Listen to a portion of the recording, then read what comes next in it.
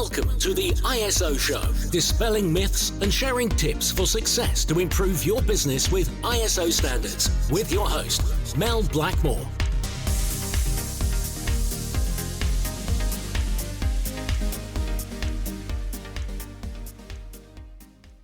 Hi, and welcome to the ISO Show.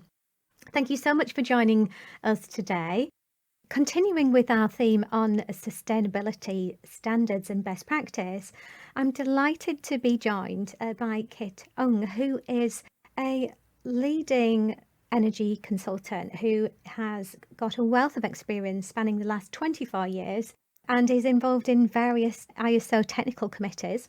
He's also an author of a book as well on energy management, and he's got a new book coming out as well early in 2022.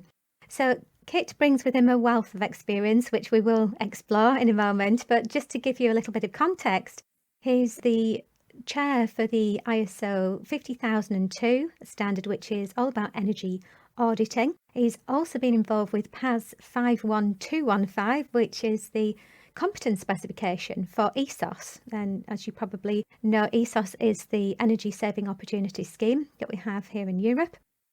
And finally, he's also involved with ISO 14002-2, which is all about water management when it comes to the environmental aspects and the impacts of water as well. So he's the chair of that technical committee too.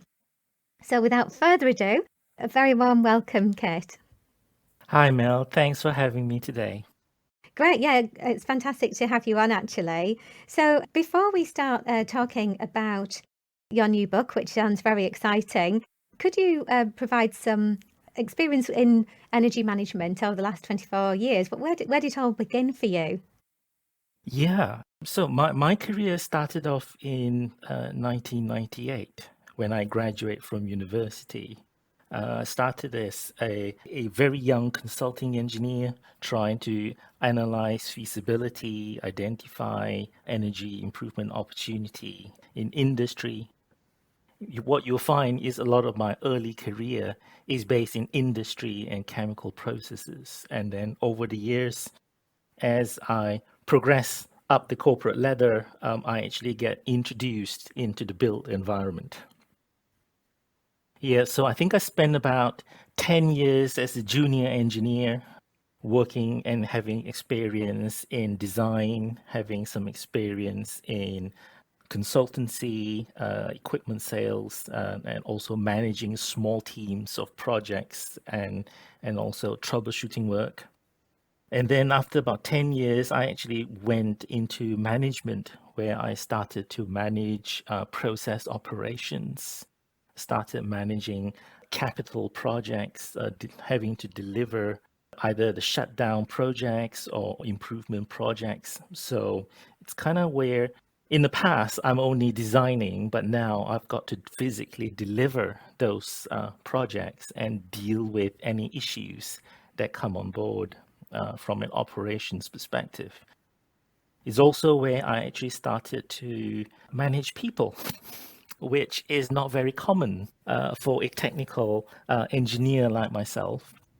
In the last 10 years or so, I've actually had the opportunity to do some very fun stuff, the leadership and boardroom activities. So I currently sit on IChemE's Energy Community of Practice Leadership Board.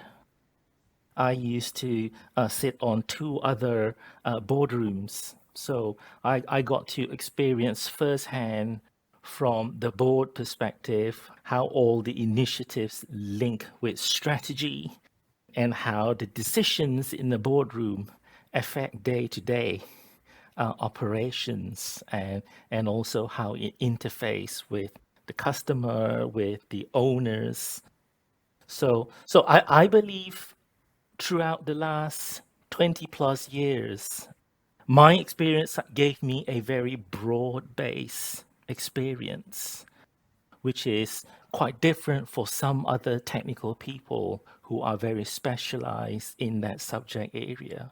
And that broad-based experience also gave me an ability to see what actually works in a company in terms of driving sustainable initiatives. That's fascinating. So, can I just ask you a question on that then? So, obviously, it's fantastic you've got that diverse range of experience, from practitioner through to kind of board level. One of the challenges that many businesses face is taking a strategy for sustainability and taking it to a point where it is actually actionable and it does have an influence on the products and services that are provided by the company. Could you provide our listeners with any hints or tips on how they might go about doing that? Because I know that that is a challenge for many organizations. Yeah, and I think there are two tips for you on that specific question. The first one is that for a lot of people who's having that challenge, they are looking at it purely from either a technical perspective or from a management perspective or from the leadership perspective. And depending on where your listeners are, because if your listeners are primarily in Europe or in the US, you will find that a lot of their issues are related to the lack of leadership and also a lack of technical detail. If your audience are going to be more in the Middle East, in India, and in China, for example, a lot of the issue will actually be in the lack of management and leadership because their technical skills are fantastic. So I think the key here is to understand that the leaders in the company, the managers in the company, and the engineers have a part to play in the sustainability of the company, and each has to play its part. And that's why a lot of the ISO standards actually have three separate components. And it was developed on that basis rather than a random leadership commitment and the various technical tool and then the management. So I think that is one of the key things. You must have all of the three elements working together. Don't focus purely on the technical or the leadership or the management. I think the second is to actually find out how does the sustainability initiative actually fits in with the strategic intent or the board members' wishes and needs. That is, for me, one of the most difficult thing an engineer and a scientist to do because leadership does not come easy for them. For them to look at the leaders' brains is a challenge. But aligning the initiatives and the business case with the needs of the boardroom is very important, and it's also one of the frequently missing link. That's what I've observed. Yeah, that's really interesting because I think, because obviously this podcast is all, for our listeners to do with ISO standards, and some will recognize that in many cases, unfortunately, the energy management system or quality management system, whatever that management system is actually divorced from the commitment in terms of strategy, goals, objectives of the business, when actually they should be linked together so that you actually get more impact from your management system if the two are aligned. And yeah, I think that can be quite challenging. And I think for some businesses, I'm not sure if you've read Simon Sinek's book on why, but that's all about understanding your why as a business. Why are you doing what you're doing? Why are you providing that product? Why are you providing your service? Why are you doing things differently to any others? And it's almost like, well, what's your sustainability why? How could you make a difference, and why is that important to you as an organization? And I think, in terms of leadership, yes, you've got guidance from standards, but as you quite rightly say, it's down to each individual business in order to be able to interpret that in relation to their own business objectives and goals and strategy. But now it's kind of feeding in that sustainability aspect, I guess. Yeah, understanding the purpose of the organization and how sustainability fits into that purpose, the vision of the company the mission and the values are quite important. In fact, when we talk about the book, there are actually a lot of case studies in the book. And on the chapter on the purpose and the vision, you will actually find a lot of very good practice examples that I've collected from the globe. Okay, great. I mean, that's a good starting point actually to start talking about the book. So I would be really interested in hearing about those case studies. In fact, before we talk about the book, let's just look at one specific example, if you don't mind. Could you share one of those case studies to provide I guess, a visualization of what we've just discussed? It can actually be put into practice. Yeah, I think the newest case study that I've actually collected is actually from British Airways, Be a Better World, that was actually launched not long ago. I think it's about earlier this month or late last month.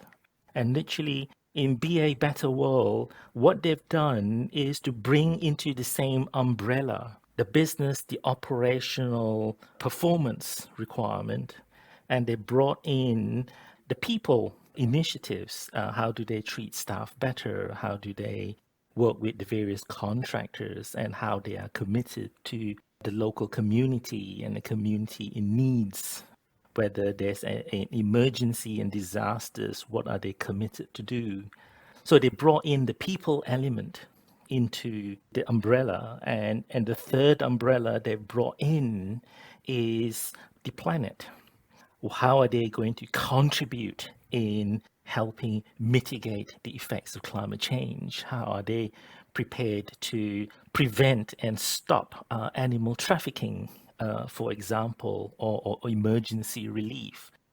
So Be a Better World now have actually put in place a structure where they are actually measuring and trading off not just a business performance, but also the requirements of the people and the local community, and also the requirements for the planet on how they actually do better. And that trading off is actually quite important because it stems from leaders in British Airways having to do a very difficult discussion among themselves. What is the purpose of the company? And what message it wants to actually portray? The good news is that they've now brought it into a same umbrella. And before that, all of these individual initiatives are ad hoc initiatives, probably one off and are disconnected. But now it's in the same umbrella. And only time will tell how successful Be a Better World will be in terms of navigating the challenges of people, planet, and profits. There are other good examples. For example, in the Middle East, we find a lot of companies that actually operate a true integrated management, where it's the operations department that is in charge of health and safety, quality, environment, projects, the people, and the management of people and the assets. Because there, what we find is it's just one system and one department running the whole company's operations. Now, contrast that with many other examples I see in Europe, for example, or in the UK, where each of these are managed by different departments. Yes, and then you have that disconnect, don't you? Yes, and quite often it's only really the finance department who are paying the bills that actually understand what the cost is, but they're not involved in, rolling out any implementation plans for any reductions in energy management. Yeah. And then what you end up doing is quality fighting with maintenance, fighting with the energy, fighting with the environment or health and safety, vice versa. So, so I think these are just some of the examples of how we can improve and make it a seamless process moving forward. Yeah, there've been some great case studies there, Kit. Thanks for that. And I know, having worked on some energy management projects in the Middle East, sometimes the drivers aren't always the same in certain countries within the Middle East because the energy provision is actually heavily subsidized by governments. And so in some cases in, say, Europe, where There is an incentive there to reduce energy costs because it does affect the bottom line. You haven't necessarily got the same drivers in some places in the Middle East. So I think it is a very challenging area, both internally within an organisation and externally, isn't it? Depending on the external influencing factors. Yeah, and frequently cost is one that's mentioned, where some countries with very low energy cost, you brought up Middle East, and the interesting thing is when I speak to a lot of the top management in the Middle East, I actually ask them, what is your main driver? And they don't talk about cost. They talk about because the country wants to achieve this target and I'm contributing to that, or this is the right thing to do. Yes. Or some people will actually share that their religion commands them to do that, or perhaps the company aspires to be this leader in this region doing a specific thing, and that is literally driving their behaviors and their investments. I mean, it's quite true what you mentioned. Energy cost is low, water cost is low in some countries. In the Middle East, if you want to compare the paybacks of, let's say, changing the light bulbs to LED or high efficiency drives and motors, here, we have a very short-term payback. Over there, the same project would have a significantly longer payback. So they need to find a different driver. So, talking about drivers, I'm keen to understand more about your new book that's coming out early next year. The title is People, Planet, Profit. It's all about how to embed resource efficiency, environmental sustainability, and social impact into business strategy and into its execution. So, really interesting title, which touches on many aspects of the things that we've just discussed just now, Kit. So, what drove you to write this book at this time? Yeah, I personally have a strong passion for good governance in the ESG sector, the environment, social, and governance. And when I actually wrote this book, I've actually spent a long time researching historical records. So if I share with you some of the statistics that we found, if you take the year between 1860 to 1990, there's a 130-year window, and then the subsequent 40 years from 1990 to 2020. In the 130-year period, we had 96 major man-made disasters that was recorded. In the 40-year period, 1990 to 2020, there were about 54 man-made disasters. And in terms of corporate scandals, in the 130 years, we have 37 corporate scandals versus 182 corporate scandals. Oof, that's quite significant, isn't it? And in a much, much, tighter time period as well. That's quite shocking, really. Exactly, exactly. And then we look at discrimination about how people actually treat companies. I was looking at, in America, for example, some of the most successful companies in America actually had worse employment benefits and treatment of staff compared to even some of the developing countries or even some of the African countries actually treat their staff better than some of the successful companies in the US. And all in, we are also looking at energy consumption and global warming. We are having a much, much warmer climate now. In the UK, we are experiencing on average several degrees warmer compared to when I was a kid. And we are getting wetter winters. We are seeing more forest fires in California, in Australia, in the Mediterranean. We are also seeing massive permafrost melting in the Arctic and in the permafrost in Siberia. And rather interestingly, there's two more statistics. Deforestation is actually happening at a rate 50 billion trees a year, according to David Attenborough. And in terms of fishes, 90% of the big fishes has actually gone in our seas. And so when I actually looked at all of this data, we need to do something about it. And so I actually set off to actually look at why is it we are not doing anything effective. There's a lot of awareness. There's a lot of commitment of wanting to do something to improve the people welfare, the local community, to improve the environment. But then there's no effective action. And when I look at energy, we have a potential to save 73% of the energy consumption based on presently available technology, of which 25 to 35% will involve very little cost or no changes to behaviors. That's a really interesting point. So, based on the current technology and opportunities that are currently available to businesses, they're around, there's over 70% aren't actually utilising those ultimately. I mean, can you provide an example of what's, some of those no cost, low cost technologies and opportunities are that businesses just aren't utilising to reduce their energy? Yeah, so a very simple thing would be insulation. If you actually just insulate, let's say 25% thicker, you will get a lot more benefit than the commercially available insulation standards.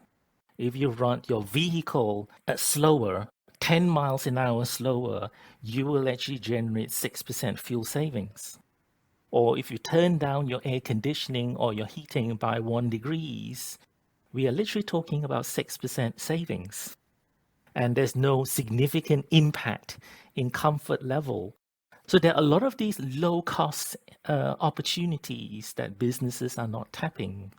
And some of them are even no cost, aren't they? And quite often it's common sense, isn't it? Yes, But I think when businesses just allow employees to do whatever they want, then obviously, they might be putting the foot, down on the gas and using, more fuel. But unless you've got those kind of guidelines, that framework in place for employees to be aware, then we're just going to carry on doing what we've always done and there won't be any change. exactly. And that was why, instead of actually writing a book about awareness and why we need to do something, I actually wrote the book specifically to address what are the major stumbling blocks in an organization, what is preventing them from achieving this big, massive reduction that is available out there waiting to be grabbed. Okay, that's great. So I think you can say perfect timing because although, this book would have been great 10 years ago, but we know that, businesses, they were wise to the science, they knew that something needed to be done. But I think with the state of the climate emergency right now, we know that many businesses are looking to do the right thing, to act responsibly, to be more sustainable, to have a sustainability roadmap. But it isn't something that because they haven't done that in previous years, it's not something that may come naturally to them. So it would be great if you could unpack this book for us and just would you mind breaking us down some further information that will provide some hints and tips for our listeners?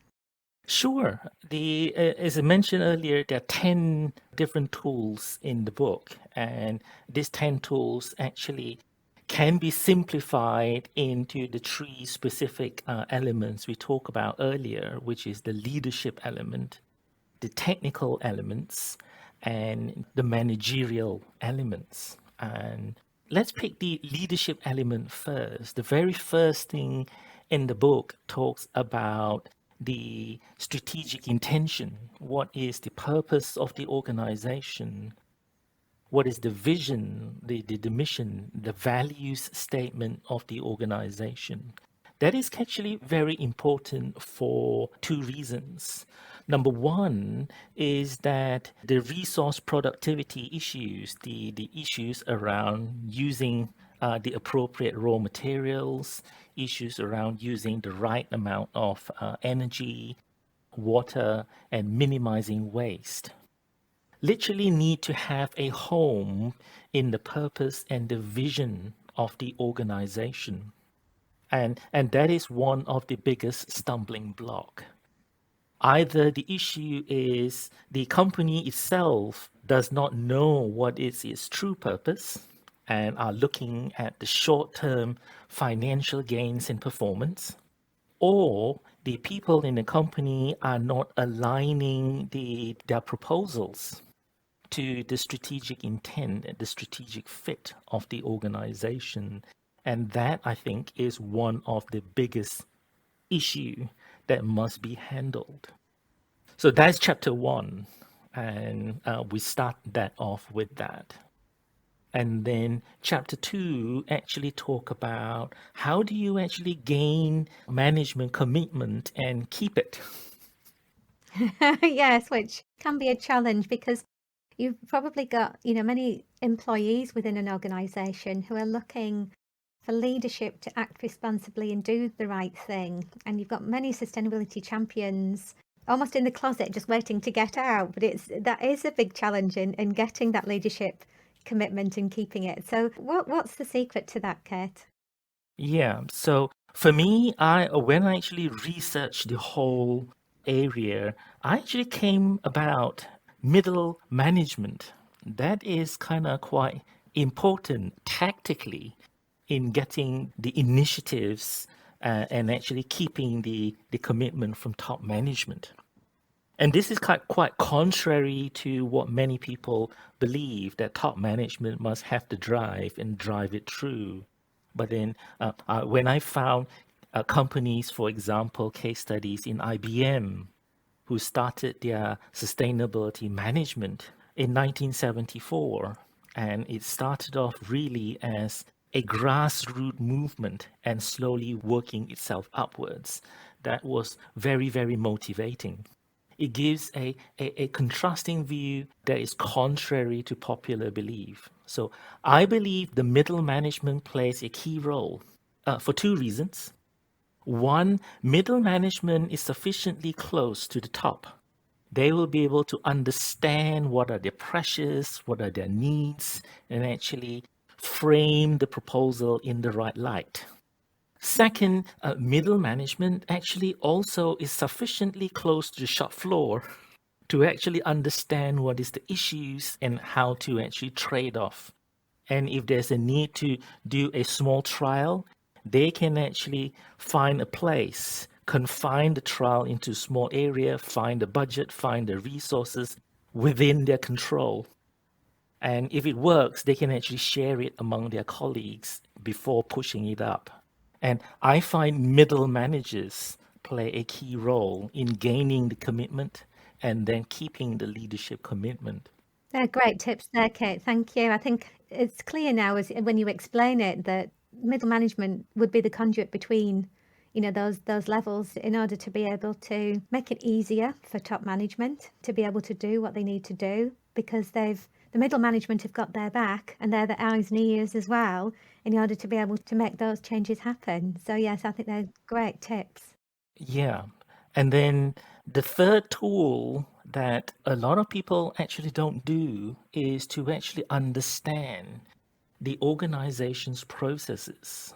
When I talk about processes, I'm talking about the process from converting raw material to product or the service provision process that generates the profit. Because when we talk about consuming resources or health and safety, we tend to look at the individual elements. What is actually the quality issue? Solve that.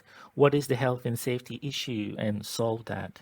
And from an energy perspective, it's the boilers or the chillers that is giving the energy and the utility. So we try to make the boilers and the chiller efficient.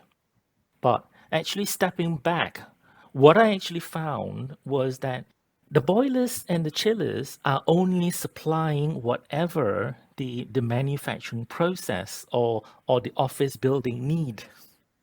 And us optimizing just the boilers or the chillers or the health and safety doesn't really address the cause of the consumption. So for me, chapter 3 has to be about understanding what is the organization's processes and what resources they consume. And we need to be tackling those specific element in the process rather than the fringe issues. Yeah, so that was what I talked about in chapter 3. And just to give you some examples, companies that address, for example, energy efficiency of the boilers and the chillers, typically we are talking about 3 to 5% improvement. But if we are actually optimizing the process, either the manufacturing plant or the whole building as a complete system, we are actually talking about 25 to 35% or more savings. And that is kind of the step change, and it comes from a change in perspective. And that is really significant in terms of the numbers and the impact of that impact in terms of the cost from the bottom line and also the cost to the environment as well. So for some organisations where energy isn't their biggest environmental aspect, if they've got ISO 14001, the difference may not be that significant. But like you say, if it's a manufacturing organisation or an organisation like a data centre where their biggest overhead cost is their energy spend, and they've got multiple sites, and these data centres are huge. They're beasts of buildings because in effect they're like hotels for servers and they're just providing energy and security. But 25% of their bottom line could be huge, couldn't it? Yeah. And as you're suggesting, it's actually not limited to energy. We can actually apply it in any resources in the company. And one of the case study that I found relates to a pie manufacturer in Cornwall, where they thought every kilograms of waste that they generate only cost them whatever they pay for disposing that waste. But when they actually sat down and actually calculate the amount of raw materials put in, the amount of water, energy they consume, the amount of rework processing that's gone in, and all the manpower, everything, the true cost was actually closer to 20 to 25 times what they pay to dispose. And really, you only find out all of these, the significance of the resources you consume and the opportunities by understanding the process. Yeah, definitely. Right. So, chapter 4, 5, 6, and 7 are the technical elements of the book.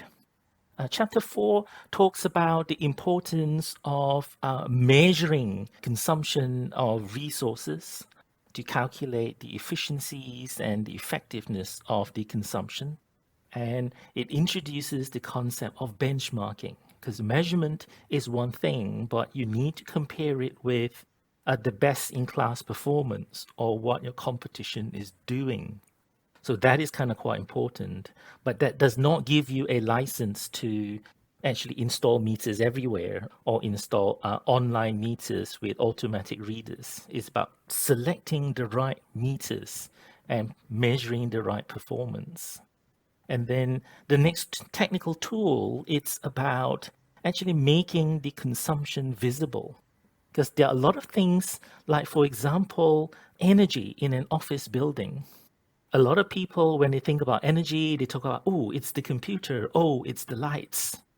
But actually, 60% of the energy consumption actually relates to the ventilation, the heating, and the cooling, which people don't see.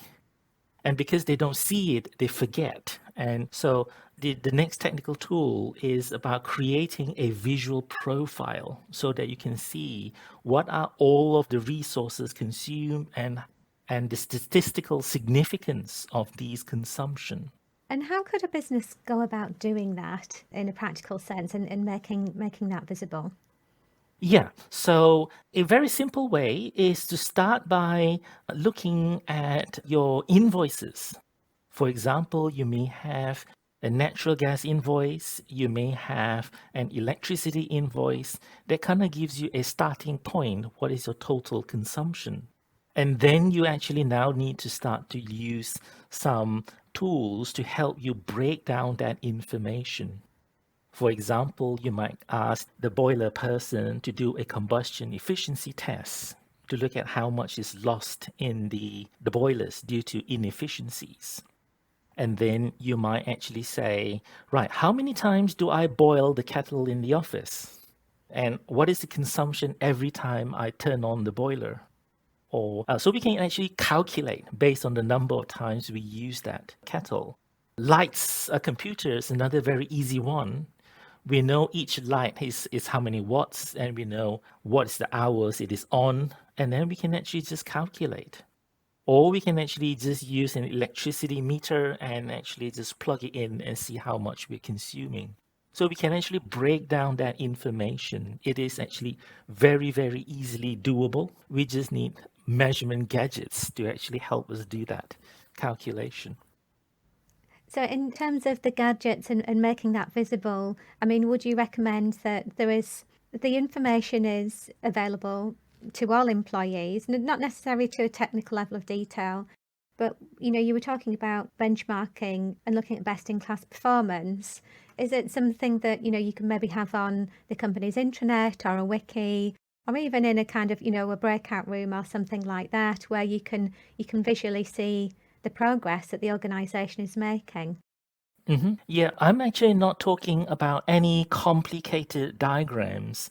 I'm literally talking about simple pie charts. Well, the simpler the better, actually, because then everybody gets it, and it's people can quickly absorb the information within seconds. So yeah, definitely support that approach. Yeah. And in fact, pie charts and bar charts are my personal favorites because everyone can see it and they can see the relative proportion and actually interpret that quite easily versus some fancy, complicated charts available on the market. So the last two remaining technical tool is about creating a baseline for improvement and then carrying out a survey or an audit to identify opportunities for improvement. And in the technical subject, I've also introduced a need to actually identify all of the multiple benefits, because quite frequently, the projects that I put forward do not actually just have energy savings or water savings. Quite frequently, multiple benefits occur at the same time. In one of my projects that we did, the opportunity I put forward not only saves energy and water, but it actually also saves maintenance and also improve customer experience. So adding all those benefits becomes quite important in terms of speeding up payback.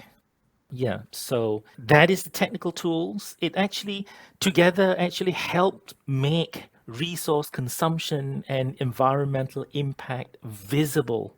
It also helped to communicate to management that all of the consumption and environmental impact is not a fixed cost, but is actually a controllable cost and the opportunities for improvement. Yeah, I'm just thinking in terms of the technical aspect and the data that could be available within an organization. It could actually, is it fair to say that other suppliers could provide some of this data for the technical information that you need, such as a facilities management company? Yeah, that is perfectly doable. And if the company don't have the technical capability or the resources, external providers frequently can step in to do the technical element. But I think the key here is that the company themselves has to own the information and they have to understand what the information is telling them and take ownership of the improvement opportunity. Because frequently, for companies that contract out that responsibility, they tend not to own the information. Frequently, when I talk to them, they don't even know what the data means. And that's when the trouble starts. Yeah, you can't just outsource that commitment, can you? No, no. No, and the actual action behind it, although obviously you can get suppliers to support you with helping to implement those changes. Yeah, we actually have data to show two similar companies. One company actually have full ownership. They understand all of their data. They own all the opportunities and they run the projects. and another company who similar setup, but actually completely contract out and are not even involved in the management of the resource consumption. And the difference between the two company is that the one that is actively managing, they actually implemented 10 times more projects and they actually had more savings compared to the other company. And they actually end up spending less in terms of investment compared to the other. So that is kind of the importance of owning and understanding the data and opportunities will help companies minimize cost as well. Yeah, because you've got much greater influence if you've got ownership of that, got access to that data. But it's just taking a step back and making sure that you do use that influence internally. Okay, great. So they're the technical aspects that we've covered. What comes next? Yep. So we only have 3 more chapters in the book that is actually specifically on the management element. And the first one is about how do you actually break down the implementation barriers in companies itself. And this is where, if you imagine a company, a manufacturing company or a data center, all their processes is about making the product or providing the data.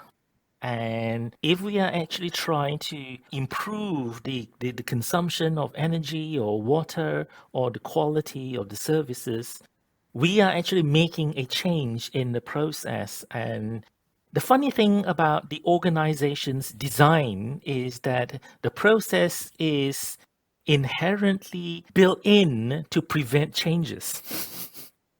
And they will resist change. Breaking down that barriers is largely about recognizing what are the knowledge that the organization must have, the competence of people, what are the resources that is required, how does the leaders in the company, how do they communicate, how do they create a psychologically safe environment for employees to raise concerns or provide some ideas and actually not be reprimanded for it. We're also talking about how do we make sure that the objectives and the targets that we put in are deliverable. And surprisingly, there's actually a lot of examples in the real world where the objectives and targets are actually doomed to fail right from the beginning. And having a deliverable objective and targets are actually very, very important. It is also about documenting the results, comparing the results. And it's also about how do you actually provide feedback to the employees? Are you providing them with a feedback that they can do something about in their jobs? Or are you giving them a piece of information which they don't even know what to do with it? Because if we look at a lot of sustainability communication, a lot of people will tell you, oh, we need to save energy, we need to save 10%, we need to send zero waste to landfill, blah, blah, blah. But for an operator or for the technician, what does saving 10% got to do with what they do? How does sending 0% to landfill relate to what they do and how much waste that they are doing? So there's actually quite a lot of techniques to actually break down the work processes, find out what parameters relate to sustainability, and actually communicating those parameters that will actually be about breaking down barriers in the organization. Yeah, I think that's really interesting. So, I mean, some of the areas that you've been touching on, Kit, they are quite common in standards like ISO 50001. You know, when you're talking about knowledge, competence, resources, communication, baselines, that, you know, obviously referencing energy reviews and things like that in ISO 50001. But more often than not, you know, there isn't much point in gathering this data unless you can take action and do something about it. And yes, it's great to set targets and objectives, but you know, they're really wise words about making those objectives and targets actually making them deliverable and making sure that all employees understand the parts that they play in actually making them deliverable. And the first thing that popped into my head was, cascading down objectives by departments, teams, functions. But even, as you say, weaving them into the processes so that they can actually then, give feedback back to middle management and senior management. So it's a two-way street, isn't it, when it comes to communication? Yes, we want to be able to communicate what the objectives and targets are, but also provide training, guidance and support on those processes and how they do correlate with meeting the objectives as well. And then it becomes more meaningful. As you said, if you just said to somebody, well, we need to reduce our energy by 10%, they'd be thinking, okay, that's fine. Yeah. What's that got to do with me? So it's making it all very relative, isn't it? Yeah, exactly. Yes. And I think that is the main difference between a standard and application, because I see a lot of people and I talk to a lot of people across the 6 continents, and a lot of people can regurgitate what the standards say. But when I ask them, but what does this mean to you in your company? And they would just literally, you could literally just visualize the information flying over the head, and it goes. Glazing over. Yeah. I know I shouldn't laugh, but it is true. And I think it's only when you can interpret, what the standards clauses actually mean for your business, you can then really start to see the benefits and the impact of that. Yeah, and I think the last 2 chapters, the second management tool is about managing the projects. Again, this is something that a lot of companies, once the top management approves the project, the whole delivery of the project seems to disappear in the ether. Someone magically transform it and then come back. Here's the key. And chapter 9 really is about trying to highlight what are the important steps in the project delivery process, from the design to procurement, installation, operation, and the final disposal. What are the key elements that cannot be relegated or delegated, that the organization must control in order to gain value? And then the final chapter is actually about celebrating the success, because there are a lot of psychological benefits of celebration, and most people don't celebrate enough. Well, it's funny you should mention that, because it's something that we actually introduced at Blackmores about a year ago, it's a Celebrating Success media pack for clients, because you're absolutely right. And this isn't just external communications, this is internal communications.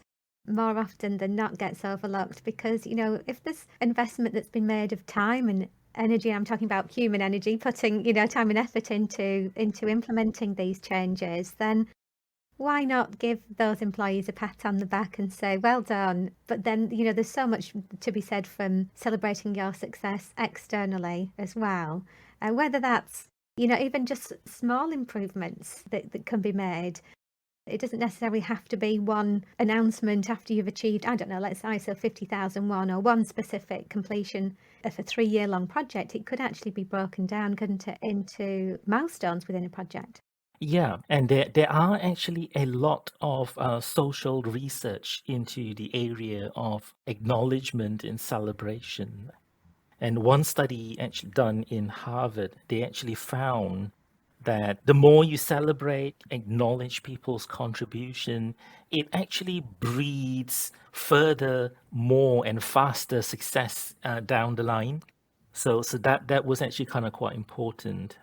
And the other element is about having a good and honest review about what the company has achieved, both probably in terms of internal audit, management review, performance review of the efficiency projects.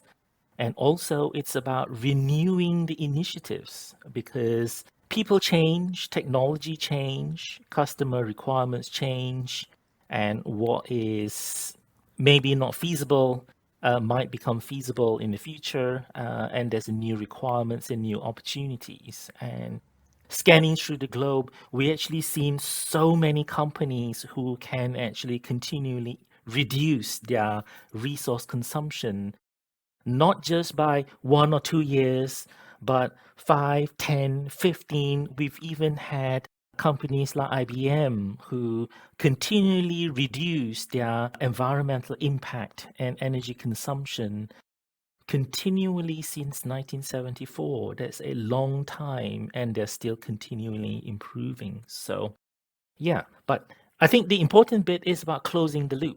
If you don't close the loop, it becomes a one-off initiative.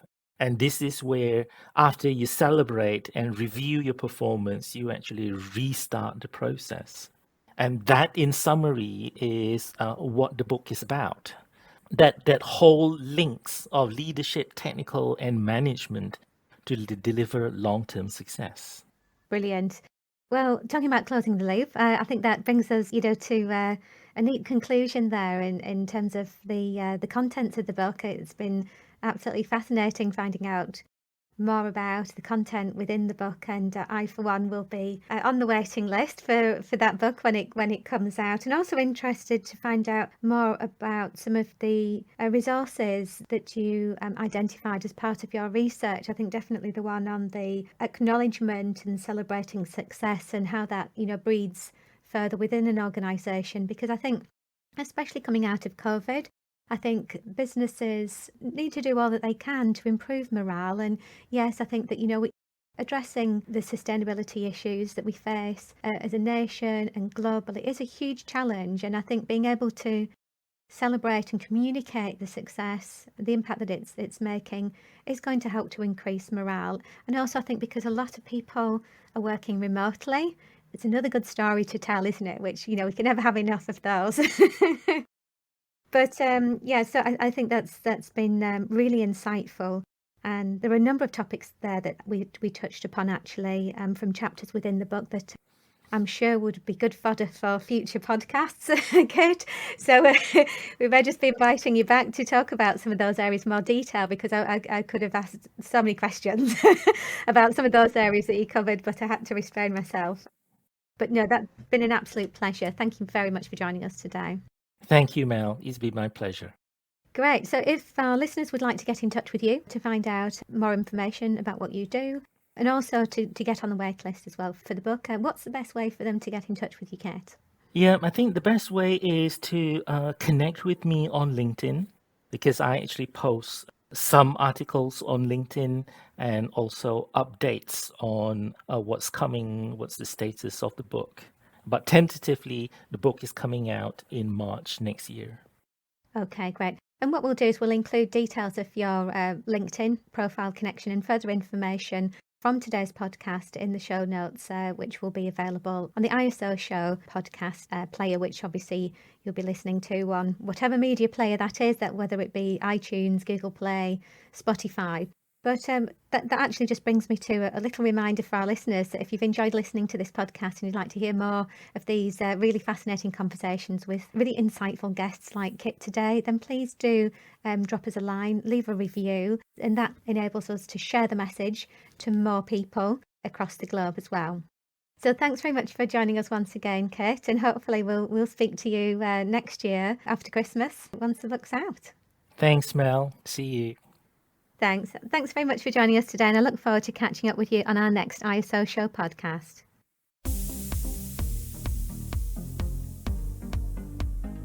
Looking to use ISO standards to drive better business practice?